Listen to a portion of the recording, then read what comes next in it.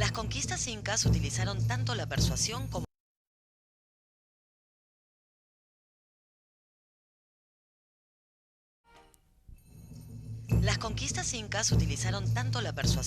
la fuerza.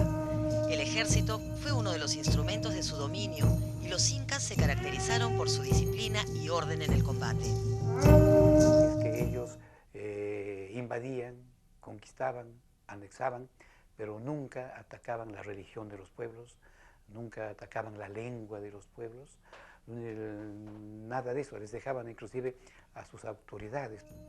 La diplomacia fue fundamental porque muchos curacasgos prefirieron una incorporación pacífica a la nueva entidad conocida como Tahuantinsuyo, que estaba en construcción. Así, lograron expandirse porque se apoyaban en un sustrato común y porque emplearon hábilmente los recursos del poder. Los incas fueron grandes organizadores. Lo único que buscaban los incas era que todos trabajaran parte de su vida creando excedentes al Estado mediante el sistema de la mita. O sea, de que si antes los muchachos, los jóvenes habían sido educados para servir a su familia y a su comunidad étnica, ahora se les aumentaron solamente una cosa más, también servir al Estado. También hay esta cosa que a veces debemos revisar, donde no todo está estandarizado, formalizado a los incas, sino siempre hay márgenes muy amplios de dejar hacer a las poblaciones locales, inclusive en las principales capitales provinciales. Sus instrumentos de gobierno fueron los quipus y los caminos. Gracias a los nudos pudieron llevar las cuentas de la tributación y de la distribución del trabajo de construir un imperio. El mecanismo a través del cual la autoridad se ejerce en un espacio territorial muy vasto. La base ahí es la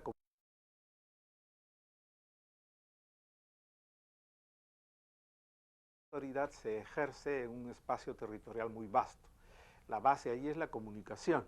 Tienes que tener mecanismos a través de los cuales puedas transmitir tus órdenes y puedas obtener información sobre lo que está ocurriendo en cada lugar.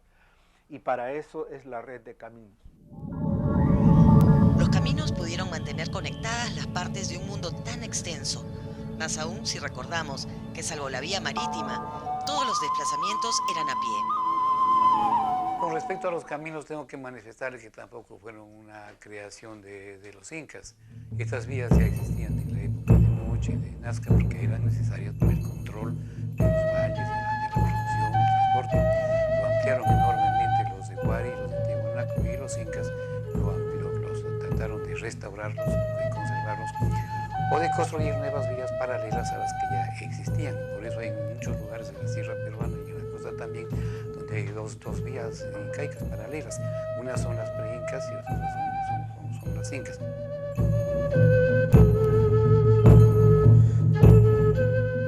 Los caminos incas tienen una característica central, son caminos muy anchos, son caminos para llamas, son caminos para caravanas.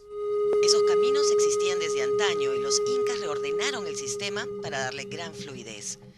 Habían sido hechos para cubrir las rutas de peregrinaje, al cual fueron tan afectos los andinos desde el comienzo mismo de la civilización. Su uso en tiempos del Inca era múltiple, pero debe tenerse bien presente que el Estado los empleó para controlar el territorio a su cargo. Por ahí pasaba el ejército y sus caravanas de llamas. Por ahí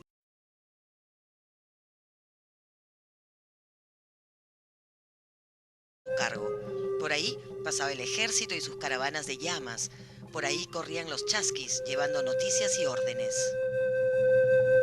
Mucha gente cree que fueron unos caminos para unificar al país, para que la gente viajara, se conociera los unos con los otros. Absolutamente falso. La gente en el antiguo Perú estaba prohibida de moverse de sus pueblos, prohibida de moverse de sus años.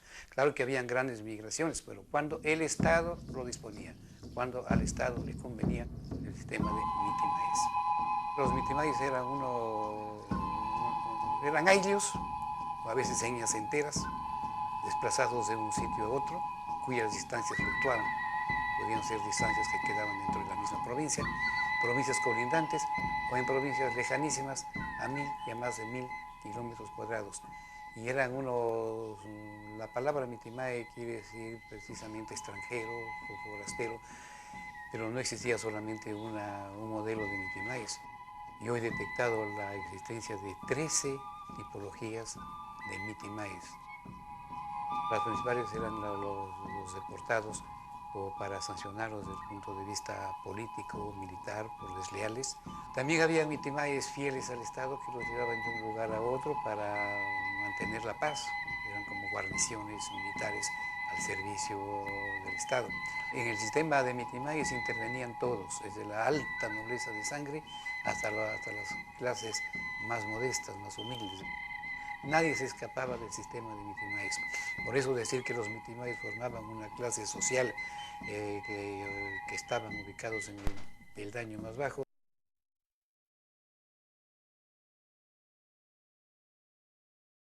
Social que estaban ubicados en el peldaño más bajo es un error. En el grupo de los mitimayes había gente de toda clase social, como sucedía también en las áreas.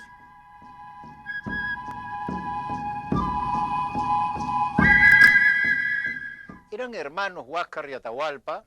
Las crónicas, la tradición occidental dice que sí, porque eran hijos del mismo padre.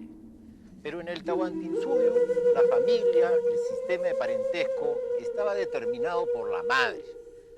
En este sistema político, el de los incas, el inca reinante tenía hijos en todas las grandes panacas, grupos de familias ampliadas en las cuales estaba organizada la aristocracia incaica.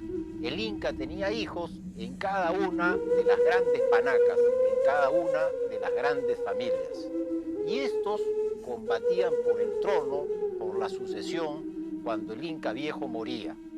Ello llevó a una debilidad política del Estado, porque cada transición, cada sucesión implicaba una crisis, una disputa donde uno de los hermanos se imponía sobre los demás, gracias a una política de alianzas.